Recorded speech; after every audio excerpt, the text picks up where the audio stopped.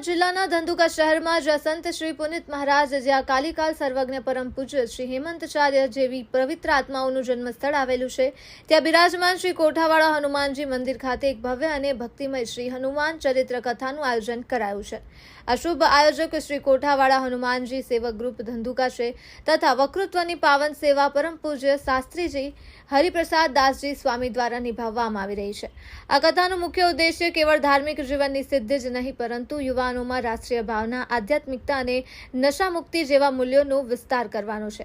કથાના આરંભ દિવસે ભવ્ય શોભાયાત્રા યોજવામાં આવી હતી, જેમાં ઘોડા, હાથી, બગીઓ, બળદ ગાડા, કથક નૃત્ય, નાસિક ઢોલ, વાનર સેના, રામ દરબાર અને ઉડતા હનુમાનજી જેવી ઝાંખીઓ ભક્તિભાવના સાથે રજૂ કરવામાં આવી। આ શોભાયાત્રામાં મહામંડલેશ્વર 1008 મહંત શ્રી પતિત પાવન દાસજી મહારાજ, મહંત શ્રી નિર્મળદાસજી મહારાજ, ભક્ત ભૂષણ મહંત શ્રી જનકસિંહ સાહેબ અને અન્ય સંત મહંતોની વિશેષ ઉપસ્થિતિ રહી। તેમના પાવન હસ્તે દીપ પ્રાગટ્ય કરીને કથાનું વિધિવત શરૂઆત કરવામાં આવી। સહસ્ત્રો ભક્તોએ આ ધાર્મિક યાત્રામાં ઉમંગભેર ભાગ લીધો અને શ્રી હનુમાનજીના ચરિત્ર સંકીર્તન આત્મશુદ્ધિનો અનુભવ કર્યો હતો। Reporter CK Barad.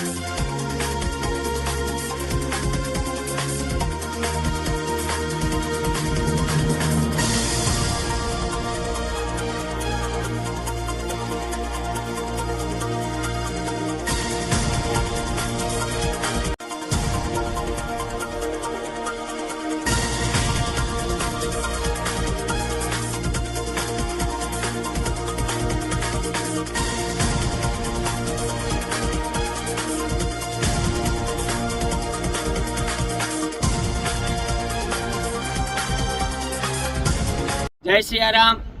नमो हनुमते भयभजनाय सुखम करो वट स्वाहा।